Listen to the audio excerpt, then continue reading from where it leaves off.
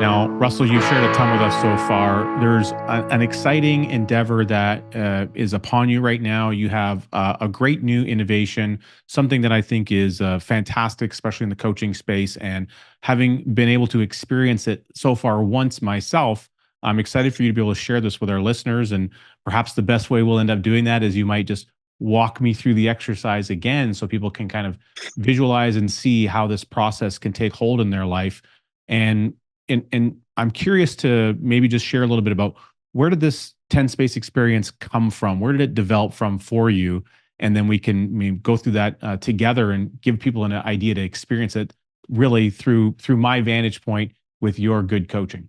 Going back to my college days when I was an administrator of the college, one day, there had been a fiat, let's call it that, from senior administration that the School of Applied Arts was going to be amalgamating with the School of Communications. And so this meant, a change of space and a change of leadership and so on. And so one of the professors, on the day that this was announced, he took it upon himself to come into the office and, he made sure that myself as the chairman and my boss, June Ross, as the dean, were there. And he began to essentially berate us for not having the guts to tell the people on high to go take a hike because this was not a good thing and the education of the world was going to be ruined.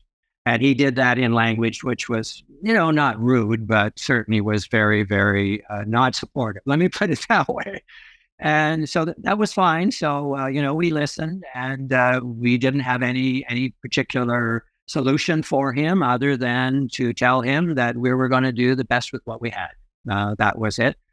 So he left. And so what June Ross said to me when he left, remember, Russell, to always separate the person from the behavior. And I have never forgotten that. And so I think that was the seed that grew over a period of time. So you can read a lot of books about human potential. And I'm saying that this one might change the game in terms of your notion of what human potential is. And so I think that's really what the experience is intended to do. At this point in time, anybody who gets within 10 feet of me will probably get to experience it because it's a very engaging exercise. And what I'm going to ask or suggest to the audience is to walk along and answer the questions and do the experience just as Richard does. I think that's going to be the part that will matter more for our audience to actually do it. And have the experience, because it's only the experience which is going to provide the learning. All right, so are we ready, Richard? I was born ready as far as I'm concerned, Russell. So I should quantify. I have done this experience before, but it has been quite some time. So it'll almost be as though doing it new. And of course, we're at a different day, different environment, and so I think it will very much feel that way from my perspective. All right. So the first it's a question, and so Richard, and to all of the audience, I would recommend that you write this on a piece of paper. The reason for that is because there's a propensity to maybe change the answer. Once you've written down, it's a little bit, it's a little bit harder to do that. But that's entirely up to you. And so, Richard, who is the most important person in your life right now? Write down that person's name. All right, Richard. And what did you say? I put my name. Okay. And why did you put your name? Well, I can only think about what's happening in the now. And right now I'm here with you. And so although you're not directly here with me, you're in my life, but I'm the one facilitating, conducting, this program, the show. And so I'm the most important person in my life right now. And okay. I also, the other thing that comes up for me, Russell, I think about getting on an airplane and they go through the safety demonstration.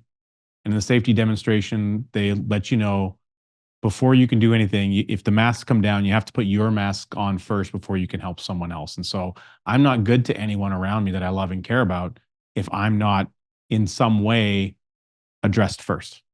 Yes. Okay. So you basically are the source of power, right? You are the source Sounds of good power. to me. Your person is the source of power.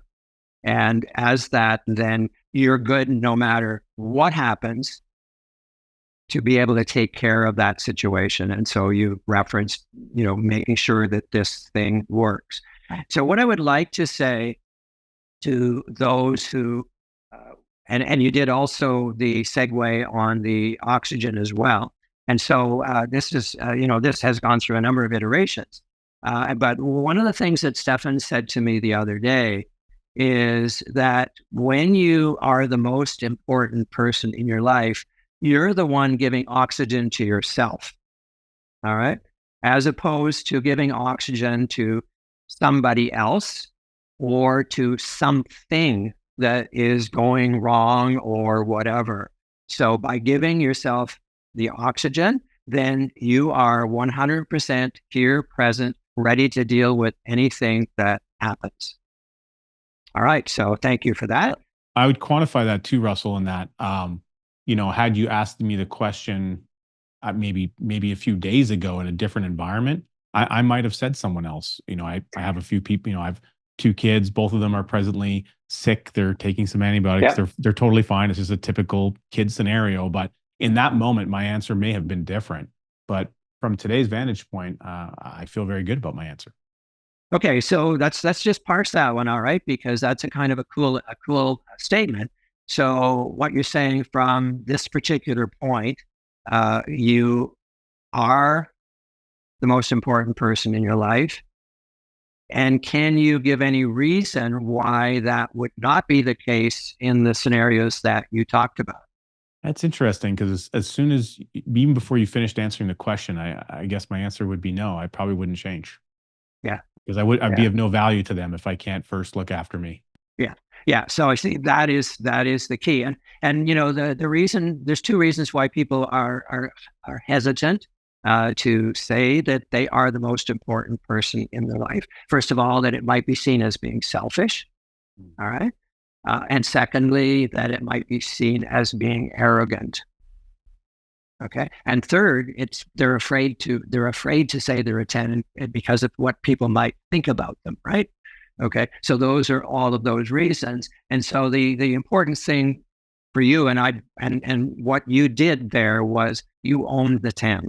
Okay. I could tell by how you said it and by how you positioned it, that you own it.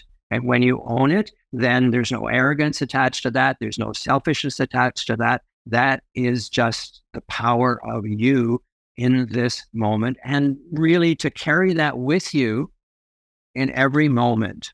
And the only thing is not to forget it, okay? Because there is the temptation to sometimes not be what the Four Agreements calls be impeccable with your word and start telling stories about yourself that I'm not a 10 today, right?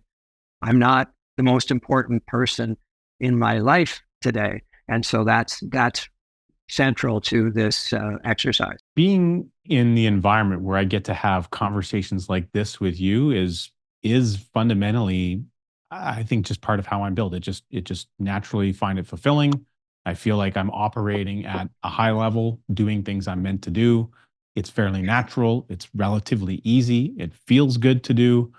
Okay, here's another one for you. Where do you think that 10 comes from? For me, I think, in some of the personal development that I've done and work through Strategic Coach, having conversations like this to some degree in the past gives me a framework to understand, okay, I have a much better and higher clarity of things that I'm fundamentally very good at and also tuned into doing well. They just generally feel quite natural.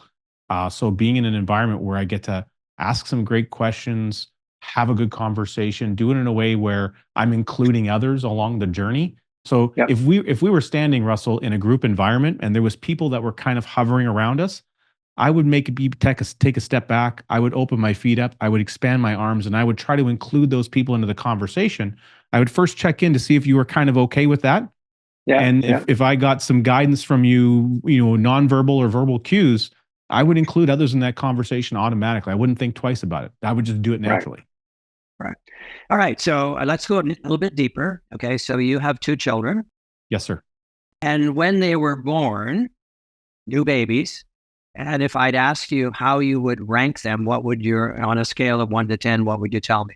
10. Okay. So they came into the world as a 10. 100%. Okay. And I just want to challenge anybody in the audience with the same thing. You have children, or you have grandchildren, or you have nieces, nephews, or friends who have children. You also were a child at one time in your life. And I don't think there's anybody on the planet, I could be wrong, who would look at a newborn baby and not think of them as a 10. So the question to you is, and I noticed it in terms of your posture, in terms of how you held yourself when you were talking about being a 10, it was magic, really, because you were owning your 10 and you were telling your truth, is that's the 10. So that's basically letting that pure potential out in whatever sort it is, but knowing that it's the best that is available to you at that particular moment. That's really the underlying part of that. So, things are going bad, give your head a shake and say, I'm a 10. And it will change how you're dealing with that circumstance. Amazing. Thank you so much, Russell. For all of our listeners, here's making your future, the rest of your day, the rest of your week at an absolute 10. And we look forward to seeing you back on next week's episode.